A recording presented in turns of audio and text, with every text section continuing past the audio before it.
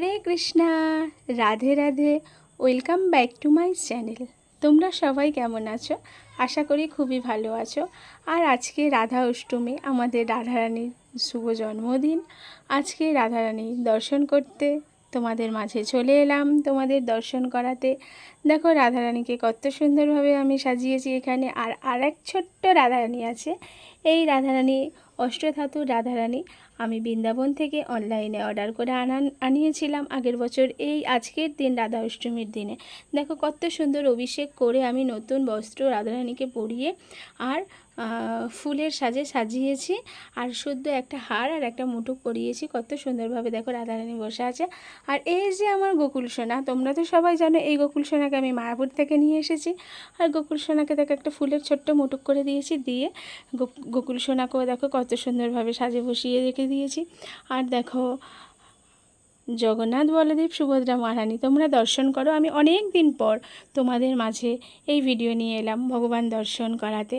আর আজকে রাধারানীর বার্থডে, তো তাই আমি রাধারানীর জন্মদিন উপলক্ষে কী কী ভোগ নিবেদন করেছি সেটা তোমাদের দেখাবো। তো বেশি কিছু ভোগ নিবেদন করতে পারিনি, কারণ হচ্ছে মা নেই। আর তোমাদের বলা হয়নি আমি একটা দোকান করেছি। তো সেই দোকানে আজকে এখানে বুধবার আজকে বুধবারের দিন আমাদের এখানে না একটু খুব ভালো বেচা কেনা হয়। তো ওই জন্য ভোর থেকে দোকানটা খুলে রাখা হয়েছে। ভোরের বেলা বড়মশাই দোকানের মধ্যে বসেছিল। কুন্দন রোজ বসে, তো আজকে কুন্দন যায়নি, ও শরীরটা একটু ভালো নেই বলে, তাই বড়মশাই আজকে ভোর থেকে দোকানের মধ্যে ছিল। তারপর একটু বেলা করে আমি গেলাম। তারপর আমি গিয়ে দোকানে বসতে বড়মশাই গেল দোকানের অনেক কিছু মালপত্র কিনতে। তো সেইগুলো কিনে নিয়ে এলো। নিয়ে এসেই বরমশাই বলল আজকের ভগবানের খিচুড়ির ভোগটা আমিই রান্না করব। আমি বললাম ঠিক আছে, তাহলে তুমি করো, তাহলে তো খুবই ভালো হয়। আর ও জানে, ও দেখছে যে আমার খুব শরীর খারাপ। আর প্রত্যেক দিন আমি একদম ঠিক 4:30-র সময় উঠে পড়ছি। উঠে পড়ে 4:45-টার মধ্যে, 5টা 5:30-টার মধ্যে আমি দোকান খুলে ফেলছি, মানে কুন্দন গিয়ে খোলে, তারপর আমি এখান থেকে যাই। তো আমার ঘুম হয় না। আর রাত্রির 12টা 12:30-টার সময় দোকান বন্ধ করা হয়, মানে সারা দিন দোকানটা আমার খোলা থাকে। তো তাই জন্য আমি ঠিকঠাক করে ঘুমাতে পারি না। আবার রাত্রিরে এসে আবার মানে ঘুমোতে ঘুমোতে প্রায় খাওয়া দাওয়া করে রাত্রির 1টা 1:30 বেজে যায়। আবার ঠিক 4:30 থেকে 4:45-টার মধ্যে ওঠা হচ্ছে। তো এইরকম হচ্ছে, শরীরটা হঠাৎ আমার খুব খারাপ। তো তাই জন্য বরমশাই বললো তোমাকে করতে হবে না কিছু, আমিই রান্না করছি। তো বলে দেখো, হ্যাঁ একটা ভুল কাজ করে ফেলেছে। বরমশাইকে বলেছিলাম গোবিন্দভোগ চালের খিচুড়িটা বানিয়ে, তো আমাদের এই ঘরের চালেরই খিচুড়ি বানিয়েছে। ও বললো আমি ওই চাল খুঁজে পাইনি, আর আমি তো দোকানে ছিলাম, দোকান বন্ধ করে আসাও যাবে না, তাই জন্য ওই চালেরই খিচুড়ি বানিয়েছে। রাধারানীর হয়তো ওই চালেরই খিচুড়ি খাবার আজকে ইচ্ছা গেছে। আর এখানে দেখো আলু ভাজা আর বাঁধাকপির পকোড়া করেছে, আর এখানে পাঁপড় ভাজা করেছে, আর কিছু করেনি। আর এইখানে আছে দেখো, আমি রাধারানীর জন্য অনেক রকমের লজেন্স বিস্কুট এনে রেখেছিলাম আমার দোকান থেকে। আর এখানে আছে 5 রকম মিষ্টি, দই আর পান্তুয়া বোঁদে। এই ভোগই আজকে রাধারানীকে নিবেদন করা হয়েছে। কারণ এই কারণেই এই হালকা, খুব হালকা এই ভোগ নিবেদন করা হলো। কারণ হচ্ছে গিয়ে আমার মা বাড়িতে নেই, মা আছেন মায়াপুরে, মায়ের দীক্ষা হয়ে গেছেন। তো তাই গুরু মহারাজের আদেশ, মায়াপুরে সেমিনার চলছে, তাই জন্য মা মায়াপুরে গেছেন। তো মা নেই, মা থাকলে সারাদিন মাই রাধারানীর জন্য অনেক রকম রান্না করতো, যেমন জন্মাষ্টমীতেও করেছিল। তো মা নেই, তাই জন্য আজকে এইরকমই ভোগ আমরা যতটা পেরেছি ততটাই নিবেদন করেছি।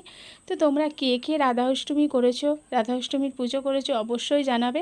আর হ্যাঁ, রাধা অষ্টমীর পুজো করতেই হয় সবাইকে, মানে যাদের যাদের বাড়িতে গোপাল আছে, যারাই গোপালের জন্মাষ্টমী করো, তো তাদেরকে রাধা অষ্টমী করতে হবেই।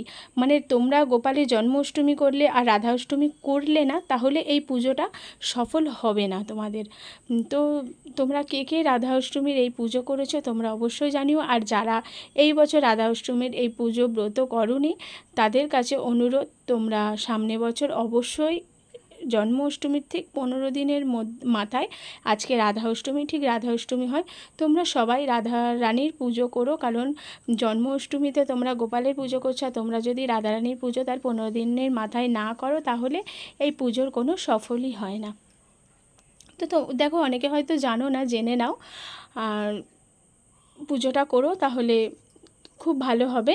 তো আমিও এই পুজো করেছি, যতটা পেরেছি যেমন পেরেছি দোকান সামলে পুজো করলাম। হয়তো একটু ভগবানকে ভোগ নিবেদন করতে দেরি হয়ে গেছে, হয়তো ভগবানের সেবা দিতে দেরি হয়ে গেছে, কিন্তু তবুও যতটা পেরেছি নিষ্ঠা ধরে রাধারানীকে খুশি করার চেষ্টা করেছি। আর রাধারানীর অভিষেকও করেছি। আর এই ছোট্ট রাধারানীকে শুদ্ধ হার পরিয়েছি, দেখো এই যে গোল্ডেন হার পরিয়েছি।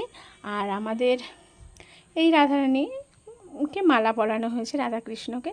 তোমাদের এই ভিডিওটা কেমন লাগলো অবশ্যই তোমরা আমাকে জানিও। হরে কৃষ্ণা, হরি বল, জয় জগন্নাথ, রাধে রাধে। এই বলে আমি আমার ভিডিওটা শেষ করব।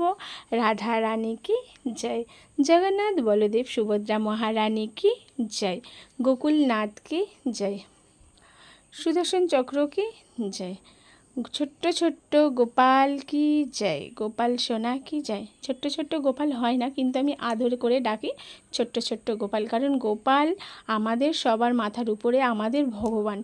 তো আমি আদর করে ছোট্ট ছোট্ট গোপাল ডাকি, ওদের পুচকি পুচকি গোপাল, পুচকি পুচকি গোপাল এরা। আর এই যে আমার এটা পুচকি রাধারানী, আর এই যে এটা আমার বড় রাধারানী, আমি এইরকমভাবে ডাকি। আর এই যে দেখো আমার বড় গোকুল, তাই এত বড় বড় গোকুল বড় বলে এই জন্য তাদেরকে পুচকি পুচকি বলে রাখা হয়। তো তোমরা ভগবান দর্শন করলে গোকুলনাথ কি জয়, রাধা মাধব কি জয়, তিরুপতি বালাজি কি জয়, নৃসিংহদেব ভগবান কি জয়, রাধা মাধব অষ্টসখী বৃন্দ কি জয়, আমাদের এই যে শ্যামজি কি জয়, মহাপ্রসাদাম কি জয়, জগৎগুরু শিল প্রভুপাদ কি জয়, গুরু মহারাজ কি জয়, নিতাই গৌর প্রেমানন্দে। হরি হরি বল, হরি হরি বল, হরি হরি বল।